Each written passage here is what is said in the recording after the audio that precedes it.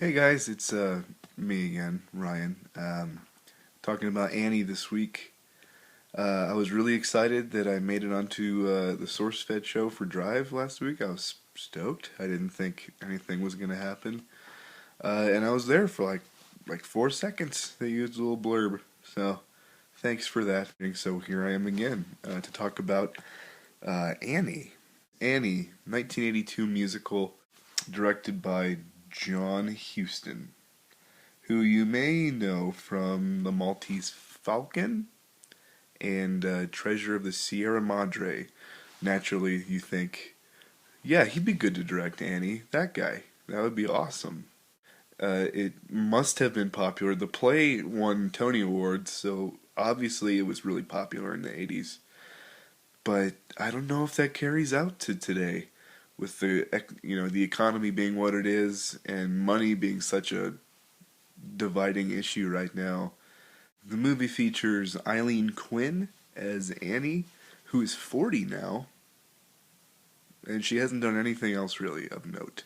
It also stars Carol Burnett as I like to imagine playing herself. I had no idea she was such a psychopathic character in this movie. I was waiting for it to turn really dark and for her to just start slaughtering children.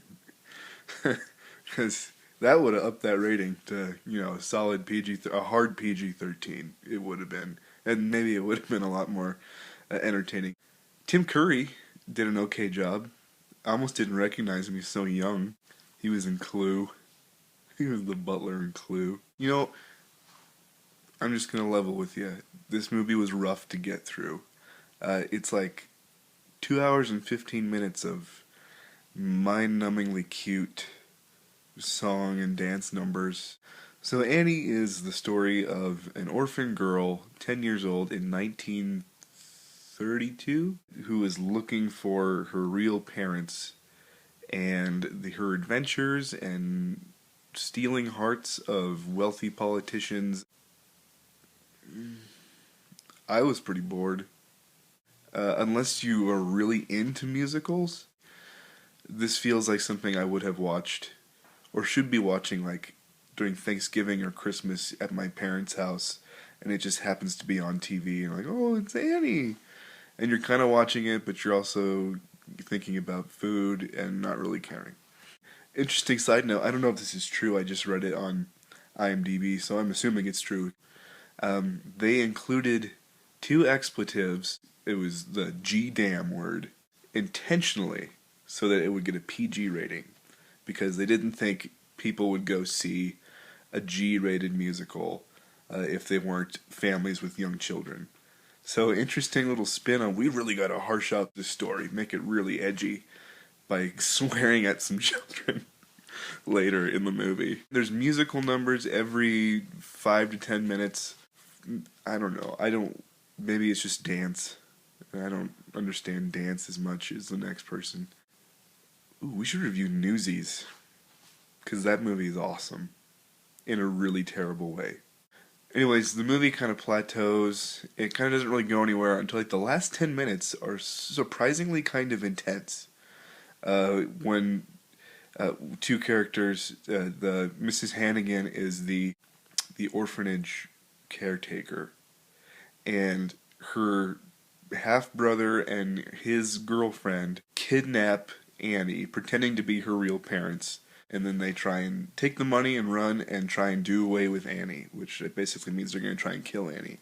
So it's kind of happy and cute and really funny, sort of, until the end, and then it's like, oh my god, they're going to kill Annie by dropping her off a bridge, like in New York from really high. I mean, the movie's been out for 30 years, math. So if I say the ending, you had 30 years to see it. Too bad. This manservant of Daddy Warbucks comes to save the day. His name is Punjab. Punjab, the manservant, saves the day, which should be a meme. He also practices black magic. So great role models in this film. The dancing is pretty impressive when you see that it's like 6 to 14-year-old kids doing it. It's pretty impressive, but not necessarily entertaining, at least for more than 5 minutes. It must have sucked to be an orphan in the 30s, because it was just manual labor and threats of murder was like all you had to look forward to. I feel like I should explain a little bit about the character Daddy Warbucks. So his character is he was born into a poor family in Liverpool, in poverty, and his brother died because they couldn't afford medication. So he made it his life's goal to become rich. And coming to America and embracing capitalism, he became, one of, if not the most powerful, wealthy person in America.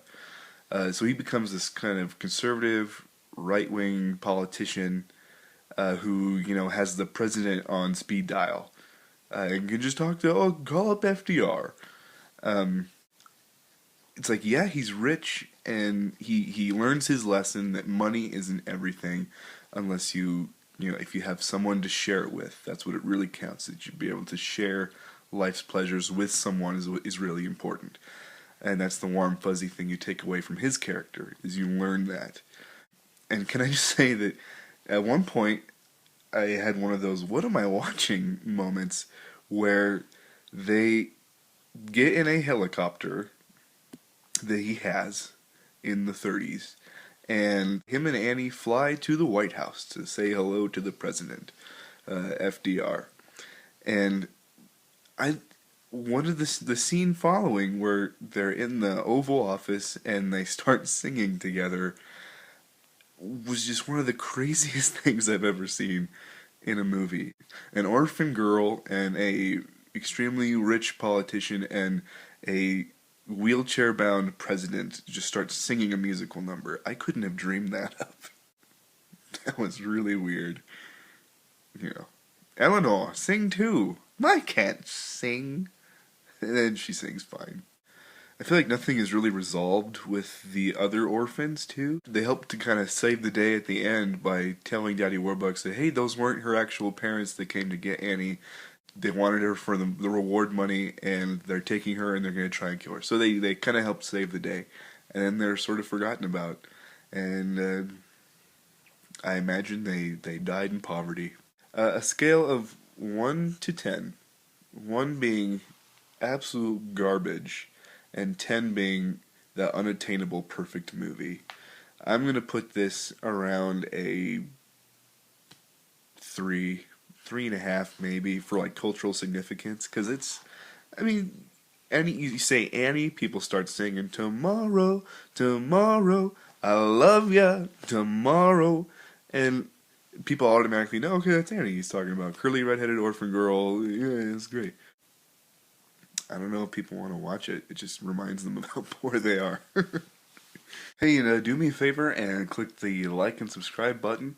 I'm new to this and I don't have any followers yet, so it would be cool to get some people on the bandwagon, leaving some comments, and let me know I'm not just talking to myself here. So, yeah, thanks a lot.